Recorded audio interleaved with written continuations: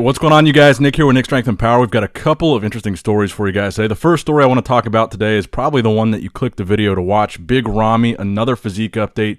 Almost 16 weeks out now from the 2022 Mr. Olympia, looking to three-peat and potentially earn his third Mr. Olympia title. Now, I said this about the last couple updates that we got from Ramy maybe a week or so ago. I guess it was 2 weeks now.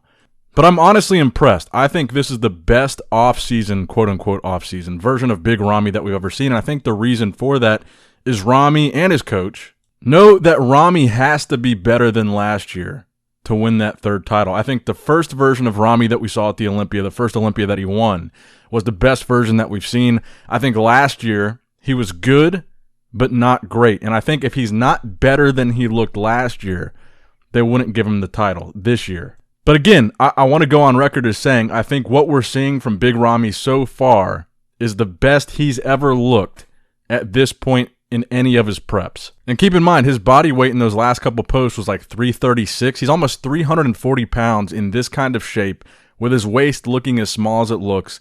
He's got the crazy round shoulders. I mean, it's your standard Ramy, but that body weight and the leanness that he's at right now is kind of mind-boggling. And I think what you have with Big Ramy is a similar thing with what we saw with Akeem Williams and Kamal El-Gargni at the Tampa Pro. Akeem was in decent shape, but not great. But he was overwhelmingly bigger than Kamal, even though Kamal was much more shredded.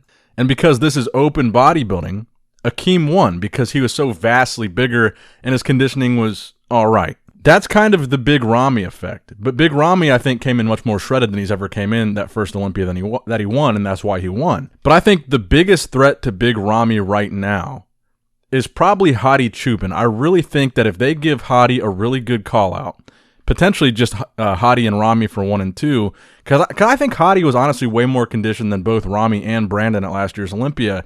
And if they gave Hadi that call-out and really compared him pose for pose in a really tough top 2 call-out with Ramy, I think Hadi is the guy with that crazy consistent conditioning that could expose Ramy. And I think Ramy knows that. I think he knows that he needs to really bring his all-time best at this Olympia, and I think he looks like he's on track to do that. I think looking at all the physique updates that we've seen so far going into this Olympia, based on everybody that we've seen that would be gunning for a top spot, at this point, I would bet on Ramy winning the thing. Now, we'll have to see what comes out over the next few weeks because, like I said, we're getting really close, and we're probably going to see a lot of other guys post a lot of impressive updates. We haven't really seen much from Brandon. We've seen some stuff from Hadi, but it's hard to tell, what of that is recent. But right now, based on Big Ramy's updates, I'm betting on Ramy. And while we're talking about physique updates from Mr. Olympia winners, Chris Bumstead posting kind of a physique update. This is like the first update where you can see his full upper body physique. I would say that this prep or this past season, in between his last Olympia win and this Olympia prep, I would say this is the least that we've seen of any of his preps of his actual physique at any point. And it makes me wonder what the motivation behind that is. And like I said, maybe there is some truth to this rumor of him working with Hani for this Olympia prep, Hani Rambod, instead of working with Ian Valliere, his brother-in-law. I think there is some truth to that. Now, to what extent and to what capacity he is working with Hani, I don't know.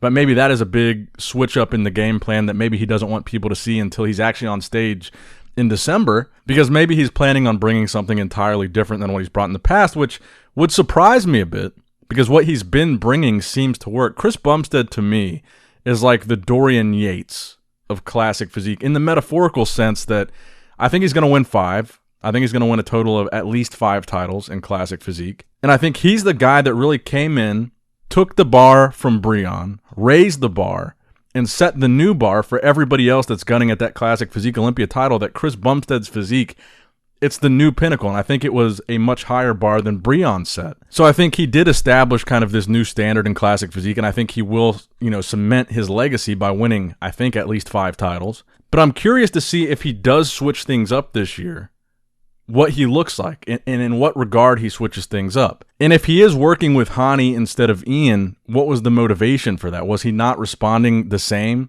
to the way he was working with Ian, so now he needs to switch coaches? I don't know. But I do think it's worth pointing out here that this is the first time we've basically seen his upper body since he won the Olympia last year, and it makes me curious as to why. Now, I think he looks good here, but again, we're still 17 weeks out of the Olympia.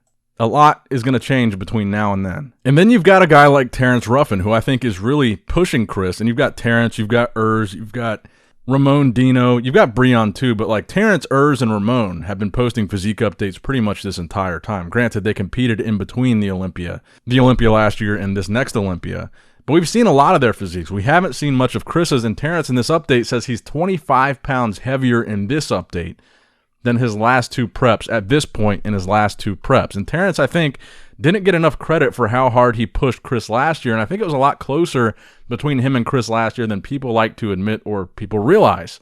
And I think one of the reasons why Chris keeps beating Terrence is because of the size difference, which a lot has to do with height.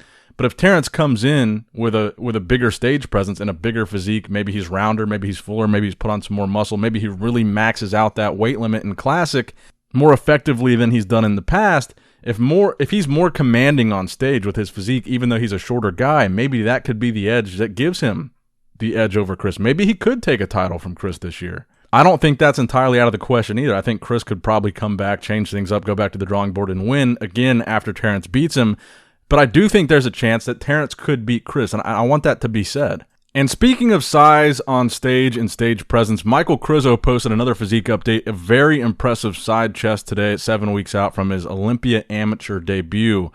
And I think Michal Krizo is going to be mind-blowing. I really think he's got a very strong shot at qualifying for the Olympia. I think him earning his pro card is kind of a foregone conclusion. I think based on the condition that he's already in, he would have to get injured or something for him not to win the overall at this amateur Olympia, or there has to be some crazy undiscovered freak that shows up at this show that we've never heard of before for Michal not to win. I mean, he looks like he's in incredible shape for 7 weeks out. The roundness and fullness that he has is just insane. The fact that he's an amateur bodybuilder at this point in the NPC is mind-blowing to me. And if you read through the comments of a lot of his recent posts, you can see there's a lot of current IFBB pros commenting and watching what Michal Krizo is doing. He's impressed a lot of people, including Jay Cutler, Milo Sarshev, Flex Lewis. I mean, you run the gamut of big names in the sport, and everybody that's seen him in person says he's the real deal. He's a freak. And you look at these updates, it's hard to deny that. He's really strong in a lot of these shots, and this side chest here I think is a really great example of that. And I really hope that he earns that pro card. I hope he wins that Portugal Pro, and I hope we get to see this guy stand next to Big Ramy on stage. I want to see how this crazy, round, bubbly muscle that we see from him on Instagram, because I haven't seen him in person yet either. I want to see how that looks next to a true mass monster like Big Ramy. Ramy's 340 pounds right now. Granted, he'll probably compete closer to 300, and Michal Krizo will probably be in the 290s, maybe high 280s when he's on stage. So I'm really interested to see how Krizo compares with a guy like Ramy when they actually get next to each other. And I do think that if he makes it to the Olympia, we would at least get to see a call-out where they're in the same call-out. Whether or not they bother moving him next to Ramy would be another question. But I think Krizo could be top 6. I think he could be first call-out at his first Olympia ever. I really think that Michal's the real deal based on everything that we've seen from him so far, based on what we've heard the experts say that have seen him in person. It's hard to really deny the wow factor that he's got. So that's going to wrap it up for the video today, guys. I hope you did enjoy it. Please make sure you give it a thumbs up if you did enjoy it. Subscribe to the channel if you have not subscribed yet already. And as always, I love you guys. Appreciate you guys. Nick Strength and Power signing out. All right, guys, don't forget to click that like button and subscribe to this channel if you enjoy the content. Also, check out my Instagram at Nick Strength Power. My Facebook page, which is simply Nick Strength and Power. My secondary YouTube channel, Nick Strength and Vlogs, for vlogs and bonus content that you will not see on this channel. And consider subscribing to my third YouTube channel, Nick Strength and Pokemon, which is all things Pokemon and trading card games, completely unrelated to this channel. So if you're into that, give that one a look. And all links to merchandise and social media will be in the description box below. If you guys want a Nick Strength and Power t-shirt, that will be in the Shopify link below. Have a great day. Dancing in the good light, everybody's feeling warm and bright. It's such a fine and natural sight. Dancing in the good light, everybody's feeling warm and bright. It's such a fine and natural sight. Everybody's dancing in the good light. Everybody's dancing